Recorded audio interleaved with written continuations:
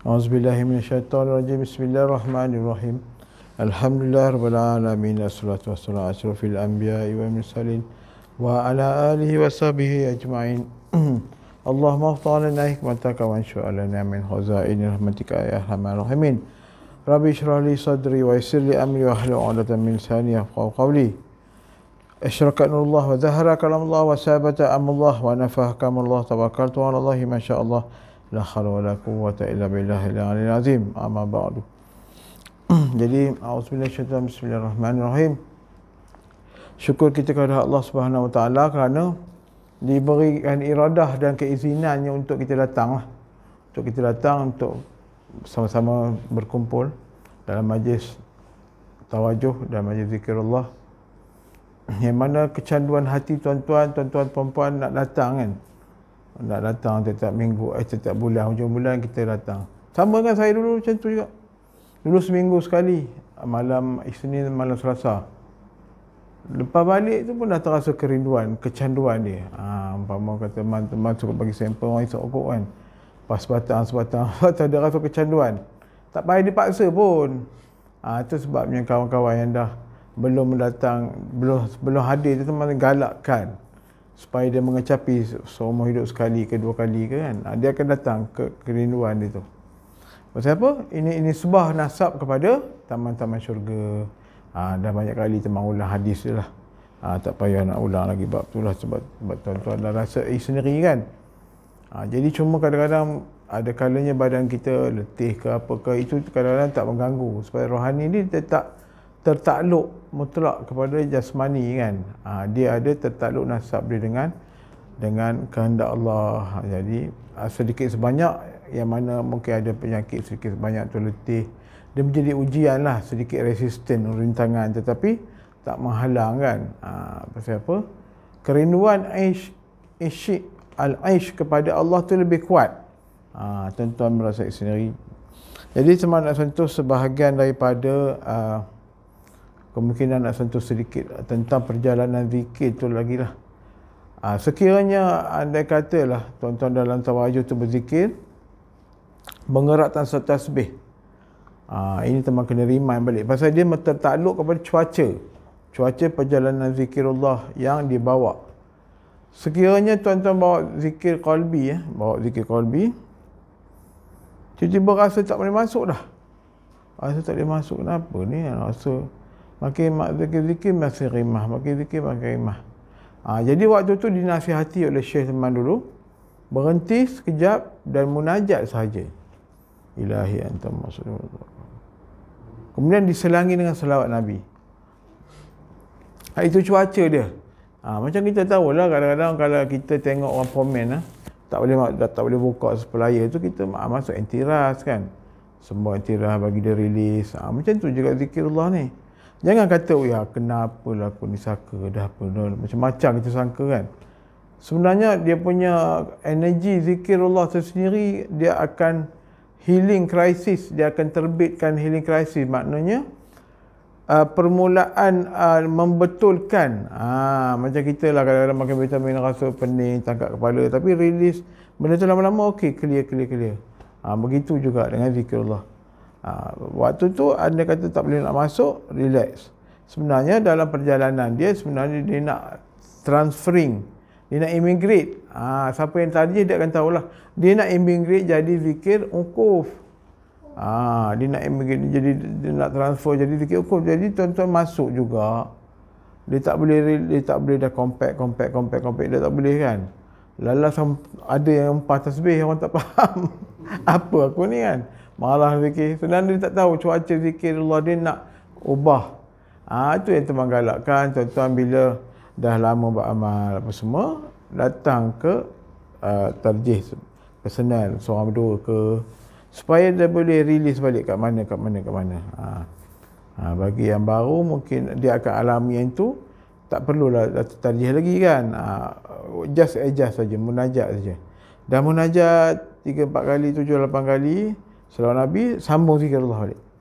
Tengok macam mana dia punya pergi. InsyaAllah ada perubahan. Pasal apa? Zikirullah ni jangan sangka, ya apa ni zikir makin rimah apa ni. Sebenarnya bukan. Begitulah dia punya cuaca. Dulu kan ada satu sirah mengatakan para sahabat apabila dia banyak ibadah, dia rasa dah ada dia nak menjerit, dia kata kan, ada satu sirah. Cuma dia, imbalan dia begitulah. Sebab apa? Bila ibadah, once ibadah, dia punya zikir, energi dia kuat. Dia rasa nak pecah dada. Kadang-kadang ada satu kisah pula, terbau hangit. Terbau hangit. Kalau baca kitab-kitab lama kan, kitab-kitab para sahabat, seolah-olah ketakutan itu. Sebab apa? Dah banyak energi dia dengan nur Allah tadi, hubungan dengan Allah dia kuat, sehingga bau hangit dikatakan seolah-olah hati terbakar. Tapi tak ada kita sampai peringkat macam tu kan. Tetapi begitulah impact dia. Kekuatan itu, kekuatan hubungan dia dengan Allah tadi. Kita sentuh sikit perjalanan dalam kitab Ibn Athaillah Al-Hikam ni. Antara adab-adab lah diceritakan.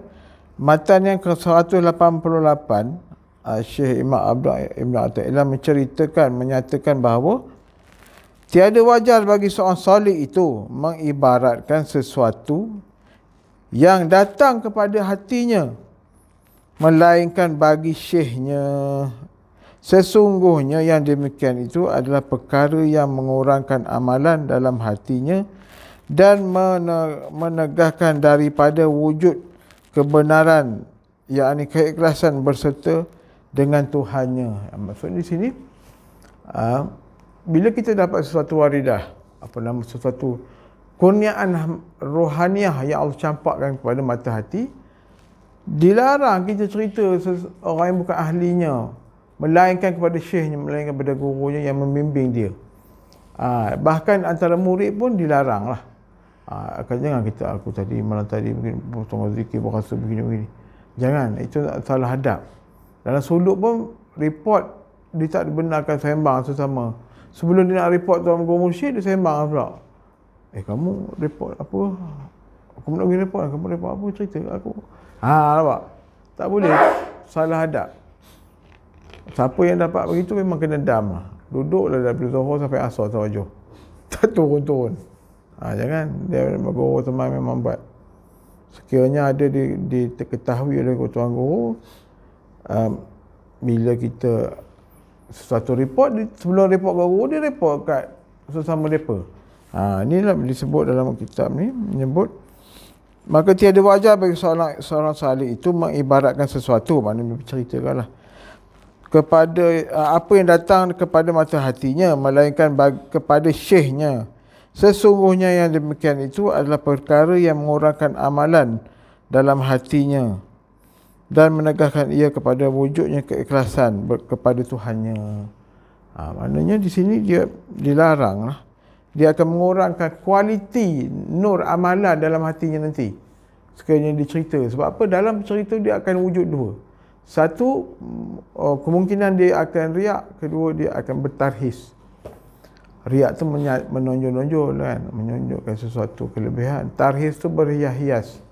Berhias-hias dengannya. Mana dia seronok-seronok cerita ke orang kan. Macam kita pakai tunjuk jam baru, bertarhis ke orang kan. Macam tu. Yang mana akan menegahkan dia daripada mendapatnya kebenaran keikhlasan. Bila berlakunya macam tu, dia sebenarnya menghambat, kalau kata orang bahasa Melayunya, menghambat dia kepada keikhlasan. Sebenarnya keikhlasan nak wujud dah. Dia buat benda-benda begitu, balik, reset balik belakang. Nak mewujudkan keikhlasan, mendapatkan keikhlasan tu satu benda yang sukar. Tetapi boleh dapat, cuma makan masa lah balik. Benda tu mungkin lagi, katakan lagi setahun, dah balik tahun belakang, mungkin dah naik dah 2 tahun. Proses. Jadi kita jangan buat begitulah. Kalau kita mengikut adab-adab para asalik dulu, para sofi dulu, para syekh dulu, dia akan memudahkan. Dengan bantuan guru pula memudahkan kan. Mungkin jalan tu berat, tetapi bila dipermudahkan, maka benda yang berat tadi akan jadi mudah. Beserta pula kita dengan istitaah, bantuan daripada Allah Subhanahu Wa Taala. Insya-Allah.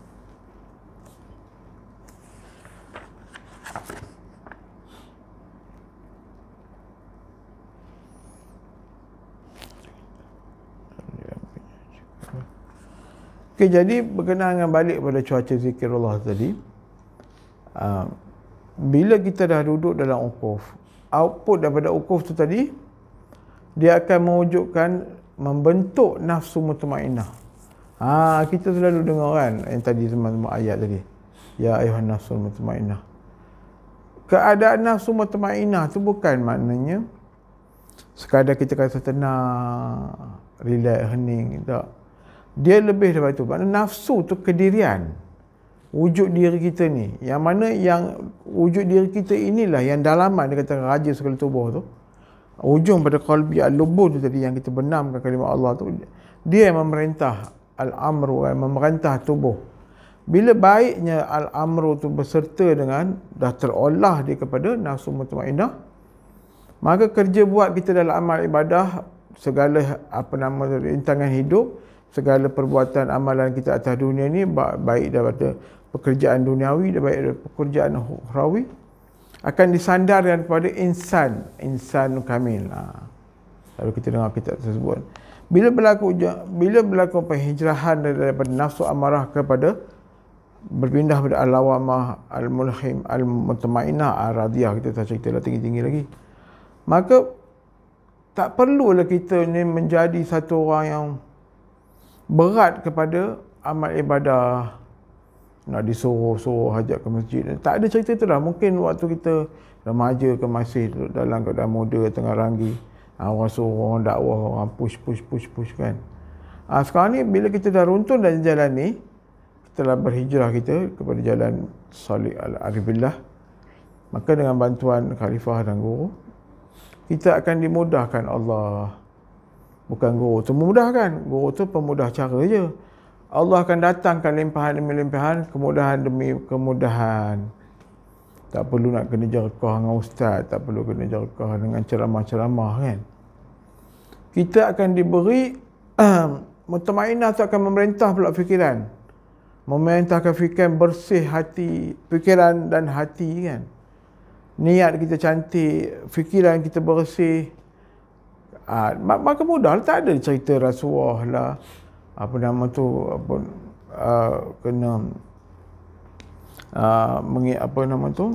nak kena orang kata nak diasuh macam-macam lah sekarang ni kan. Kempen itu, kempen ini, bersedekah, nak kena tegur, kena cerita, kita sendiri nanti kan, nak kena sergah dengan nak kena baca, download video-video suruh sedekah baru nak sedekah. Nak kena tegur sekali katuk, sekali masuk, sekali katuk kan. Tak ada isu tu dah. Dia akan datang keringanan beramal ibadah. Bagaimana kita yang kita cerita dalam lataif rahsia tu kan, sifat kebinatangan, sifat alam lataif ini relate dengan sifat kerinduan kepada Tuhan. Jadi rahsia-rahsia kesufian itu telah terpakai pada kita kan. Jadi tidaklah menjadi beratnya kita sebagaimana duduk di dalam nafsu amarah. Sebagai orang faham, nafsu amarah bukan marah tu, marah al-ghadab kan. Marah ni nilai kualiti nafsu dia masih dalam paman besi berkarat lagi. Nak kena cuci. Nafsu mutmainnah ibarat emas putih dah jadi emas cantik, nilai kualiti. Itu bahasa bahasa imbalan daripada kitab-kitab. Kitab-kitab lama selalu disebutkan cara begitulah. Nilai-nilai logam besi, sampailah kamaliyah radiyah tu permata lah, intan permata lah. Nanti kita akan sentuh lah bentuk-bentuk nafsu tu. Sekarang ni teman nak tekankan kepada tapak-tapak asas dululah, sebagaimana dalam al-mubtadi ataupun al-mutawasid, maknanya maratib tingkatan yang asas-asas dulu, fundamental dulu kan, supaya nampak jalan dia dan dirasai oleh hati kan. Yang banyak kitabnya dan banyak perguruannya mengolah lebih cerita tinggi je, tinggi sana raya insan kami hakikat insan begitu begini. Kita pun terbangan-terangan bayar lah, kita jadi itulah. Banyak apa yang terjadilah, semang kedai kopi tinggi-tinggi kan, iman ayat sabitah apa semua, dia nak bawa diri dia bertarhis. Kita tak nak teman didik guru terpakai apa yang kadar mampu pada kita. secara umumiah, awamiah. Kalau nak bercerita tentang dapatan yang tinggi-tinggi, yang terolah, yang dapat dalam ilham, dapat dalam laduni ke apa ke, kita jumpa secara tarjih. Sekarang kita asuh hati dulu. Kita tengok ada kena sesuatu.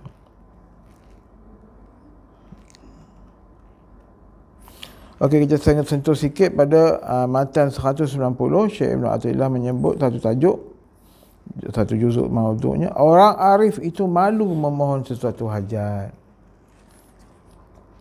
Kita tengok maksudnya sini, ada kalanya orang arif itu merasa malu untuk memohon hajatnya kepada Tuhannya kerana merasa memadai dengan kehendaknya dan berpegang atas bahagian, dan apabila ia seperti demikian, maka bagaimana pula tiada merasa malu memohon hajat kepada makhluknya. Di sini satu kedudukan hati ya. Ada kalanya arif billah itu merasa malu bermohon sesuatu hajat. Bukan dia tak berhajat. Dia merasai cukuplah dengan kehendak Allah pada kadar dia waktu itu. Kerana dia merasai dengan keyakinan sungguh-sungguhnya bahawa Allah Ta'ala itu maha bijaksana dan mengetahui keperluan hambanya waktu itu.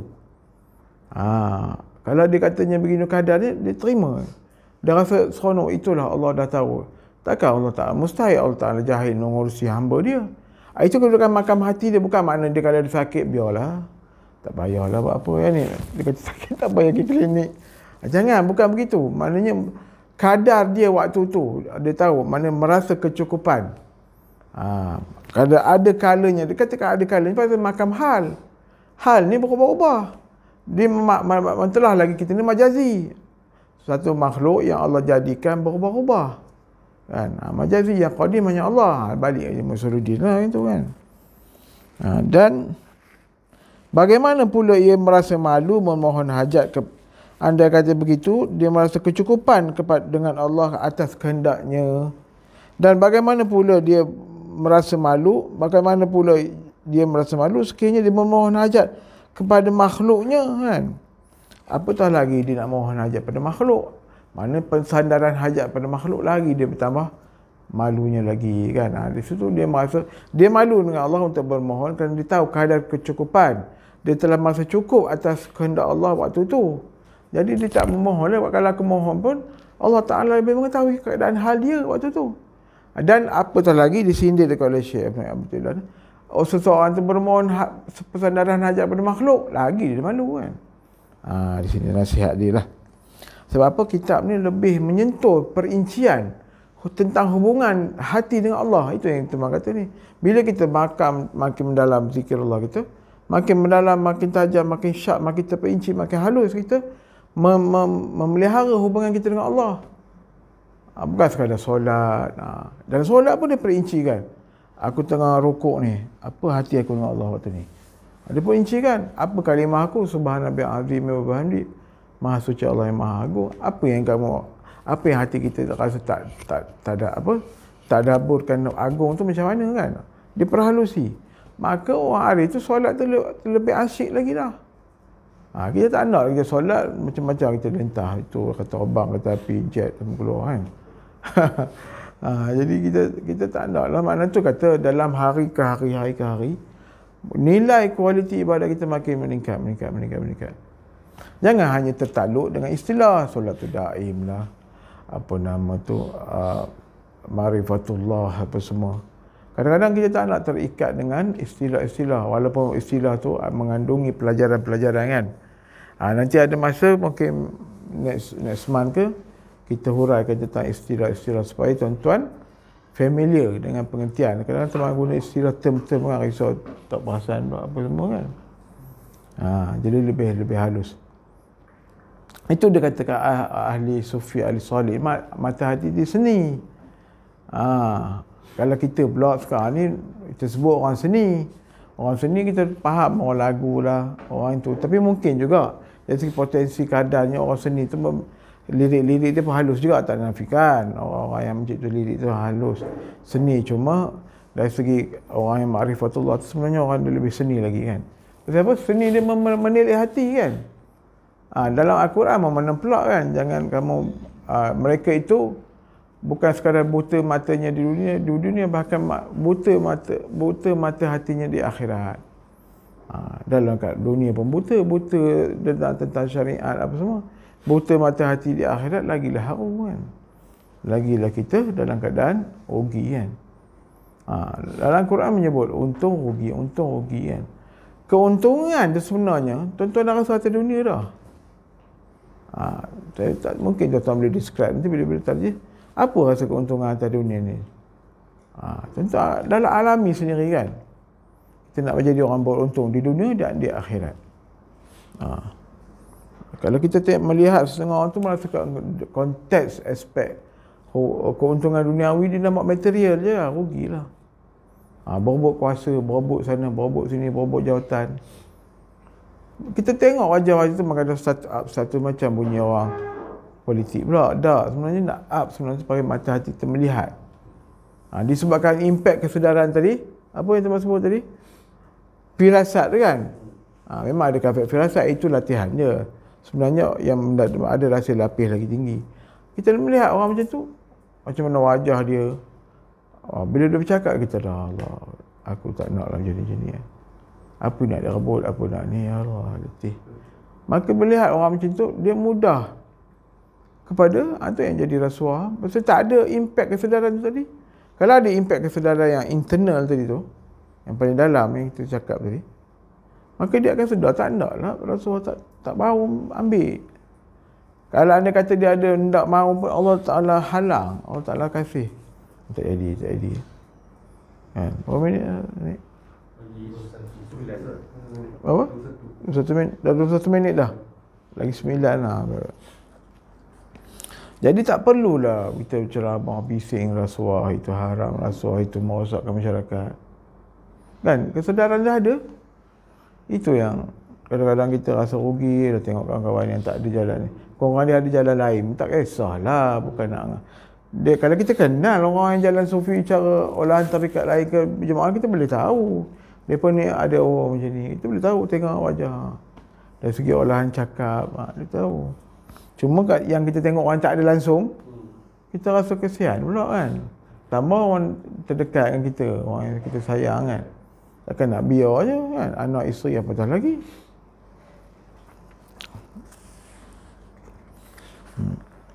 Okey, jadi InsyaAllah tersebut itulah yang berbiasa.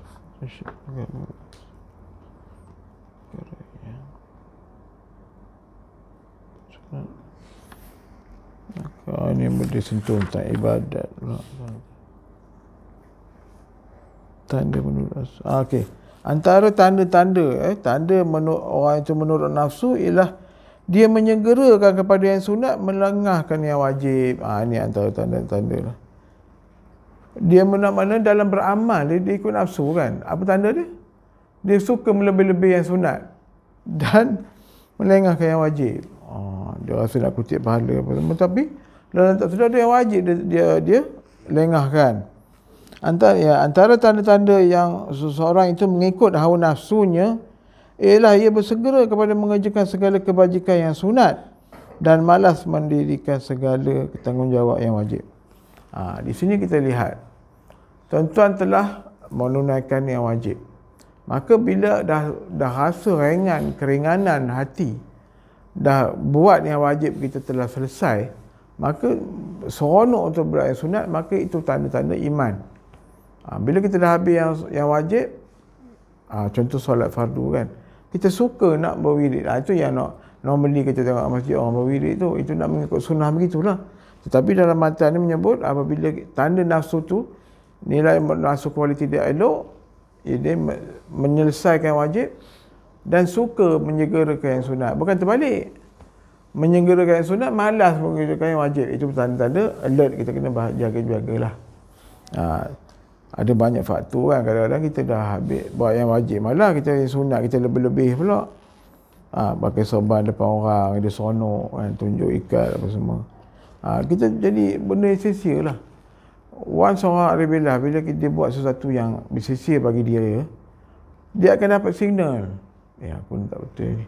Tak perlu orang lain tegur. Selalunya lah sunnatullahnya begitu. Allah akan ilhamkan signal-signal yang halus pada hati dia. Aku buat ni tak betul lah ni.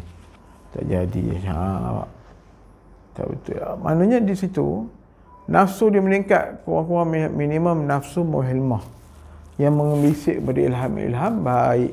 Dia belum cecah nafsu mutmainnah lagi. Nafsu itu mutmainnah itu dah solid dah tenang.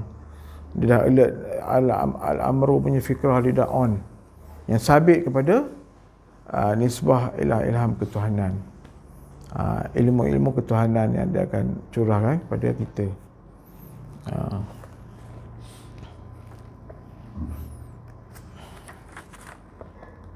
Jadi dalam kita meletakkan memahami kafir amal dan zikrullah, ada tak maknanya rasa wujud kemuskilan dari segi waktu beramal tu, wujud kemuskilan ada datang bisikan-bisikan nak tanya kita, nak kaji sama-sama, menyebabkan kemuskilan tu waham dia kuat, waham tu keraguan. Mula-mula ada ya. Lalu datang tawaduk besar-besar tak kisah abaikan lama-lama tu dia lemah sehingga waham tu kurang ya. Itu nak tahu tu. Mula rasalah juga sebab was-was ya. tapi abaikan dia buat dah. Ya. Maknanya antara yang kedengaran, kita nak kaji apa yang dibisikkan. Tak apa open, tak ada, bukan nak marah dah. Antara yang dibisikkan. Berbisik kan. Apa benda, apa tujuannya? Yes. Dia macam membisikkan supaya kita stop kan, benda ni apa pula ni? Betul. Jangan zikir. Bila yang kita maksud dia munajat kepada dia. Yes. Dia 100 saya akan munajat. Jangan layan. Bagus tu. Itu bagus. Maknanya benda tu normally berlaku pada murid-murid yang kata orang newbies. Dia akan ganggu. Itu baru dia punya certain yang nilai-nilai apa zikir. Itu normal. Yang teman nak dengar cara yang dia punya hujah kuat lagi, selalu berlaku pada orang yang bijak pandai lagi. Dia punya impact, dia punya bisikan tu lagi educated lah. Tu nak tanya tu kau ada lagi lain kan. Kau menjerit dan tawajuh ni. Kau menjerit. Dia Menjerit. Ya. Ada apa kadang-kadang tengah zikir tu dia main bisik tu, dia nak suruh kita bayangkan wujud Allah macam makhluk. Berjisim. Berjismiah. Ya lagi. Betul. Dari segi konteks itu, kalau anda kata yang datang tu syaitan educator yang ada SPM ke, yang ada PhD ke, kita tak tahu kan. Kita kena landaskan perkara tersebut dengan ilmu. Itu penting ilmu. Kita kalau ada guru usuluddin tauhid sifat 20 lagi baguslah. Ada yang ceramah pun boleh juga itu. Fahamkan dulu. Wujud Allah bersifat laisa, apa dia mukhalafah. Benda-benda tu sifat dia apa, esa, apa itu qadim. Itu membantu. Membantu. Jangan tolak tu ilmu usuluddin tolak. Teman belajar dengan Tuan Syekh Ammar, Pak Fakir Ammar. Belajar dan berdepan dengan lagi berkat kekuatan. Membantulah. Dan jangan berlazim-lazim pula. Ada juga sebab usuluddin je. Daripada umur 20 sampai ke 40 usuluddin je. Berjanggut-janggut putih. Tapi bila dia tak membersihkan hati, dia jumpa kedai kopi, dia ceramah pompa. Itu nak berdebat dengan orang. Itulah pula bagus. Dia tetap ahli ilmu okey, ahli kalam okey, tapi dia tak ada masuk ke dalam juzuk ahli as-salik ataupun nama tu dalam bidang aribillah, tasawuf, dia rugilah. Kita biarlah contohlah kereta. Kita dah belajar bidang enjin je, carburetor apa semua, ignition coil apa semua. Belajar bidang itu kan. Lepas tu kita tinggalkan tayar pula, bidang tayar kan. Jadi duk kaji enjin je, bidang lain tinggal. Macam mana nak mendatangkan sebuah kenderaan kan? Orang belajar kimpalan, belajar bearing, belajar shaft lah apa. Belajar secara ijmali kan. Lama-lama kita faham lah. Dapat menggerakkan sebuah kereta kan. Kalau kita fokus satu je satu kerugian pula kan. Bagi teman, pembawa anggur, teman belajar Usuluddin sekali ni. Bukan nak kata pakar nak jadi master ke macam setengah orang nak jadi ulama kat Al-Azhar tu lain cerita lah. Dia perincikan kitab Usuluddin tu sampai peringkat Lahir Arsyad kan.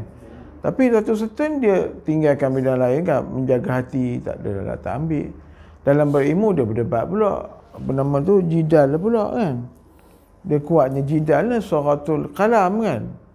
Lepas tu jangan makan tak jaga suratul qada, suratul ta'am. Dia jadi rugi kat situ. Ahli ilmu tapi celupa mulut jadi Allah Akbar. Kan tak jumpa banyak begitu kan. Jadi kita ambil sekata, lama-lama kita bidang enjin, bidang kereta, bidang cushion, bidang body, bidang fueling, carburetor. Lama-lama satu kereta lengkap. Berjalanlah kita, tak begitulah. Jadi kita tak nak jadi orang yang terlalu nak sangat itu bidang ni nak tunjuk kepakaran masing-masing. Boleh tu boleh lah tapi pada tempat dia kan. Mungkin kalau kita dia jadi seorang ahli fatwa, okey lah kan. Nak beri fatwa tentang faraid, kena pakar faraid. Tak ada beda ahli tu pun kacau juga kan. Nak rujuk siapa kan. Bila mati apa semua, harta bergaduh pula.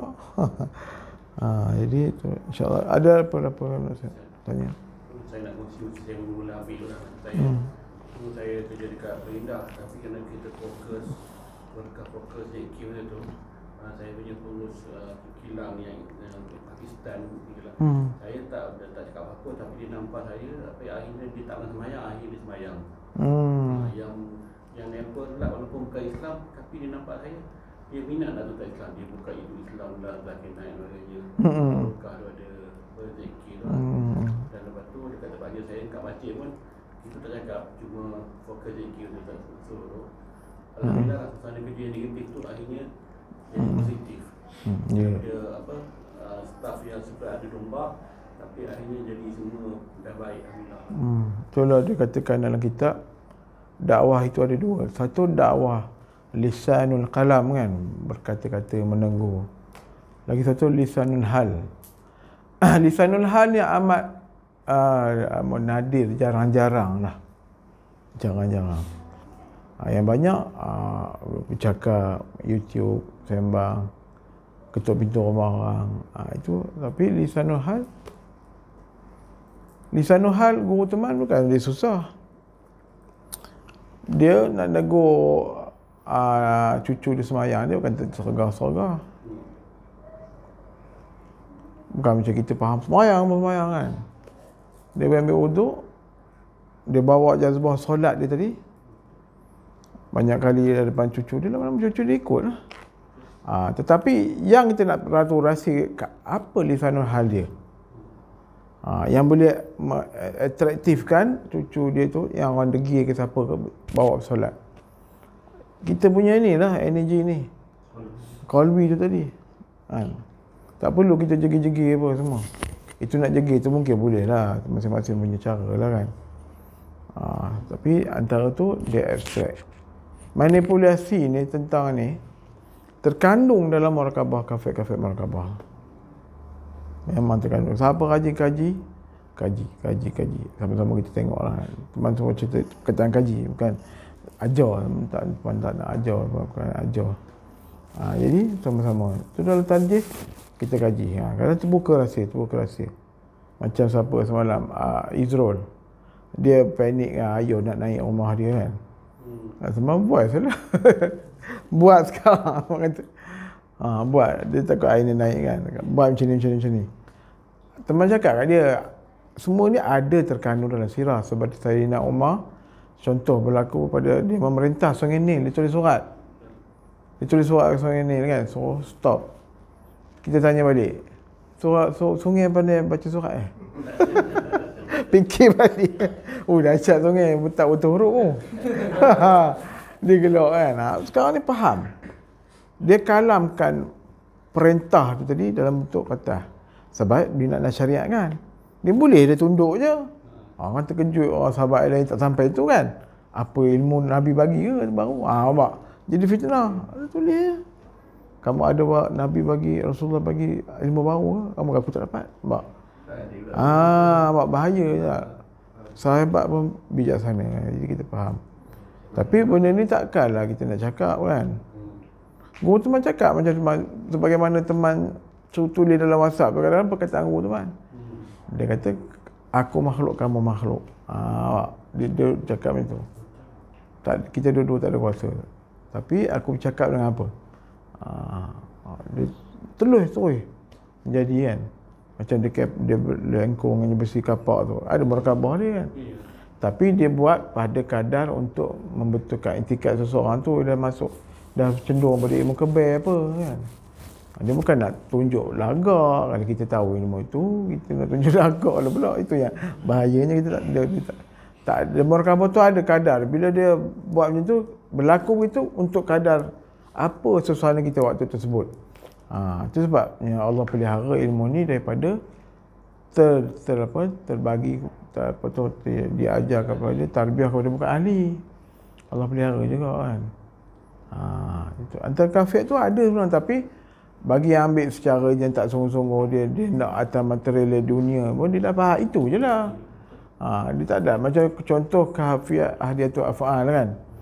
Tu normal lah berkenaan dengan memandang perbuatan Allah. Tapi sebenarnya dia ada penghayatan lagi. Dia kena datang tawajuhnya zikir. Dia kena tingkatkan zikir kepada ukuf qalbi, daripada ukuf qalbi, daripada ukuf bilah, daripada ukuf bilah kepada kemutlak. Macam tuan-tuan datang kan buat tarjih. Lagi bila dah mengkaji ni seronok. Bila mengkaji ni seronok, manakah tuan-tuan seronok dengan Allah, bukan seronok dengan saya. Seronok dengan Allah kan. InsyaAllah cukup ya. Baik, insyaAllah. Itu bonus itu. Bonus. Okey, jadi sebelum tutup kita tak ada pertanyaan ya. Pertanyaan. Okey, sebelum kita tutup kita surah Al-Asr tasbih kifarah. Bismillahirrahmanirrahim. Al-Asr innal insana lafi khusr illa allazina amanu wa amilus solihati wa tawassaw bil haqqi wa tawassaw bis sabr. Subhanaka Allahumma wa bihamdika Allahumma ighfir lana innaka antat tawwab. Amin. Alhamdulillah.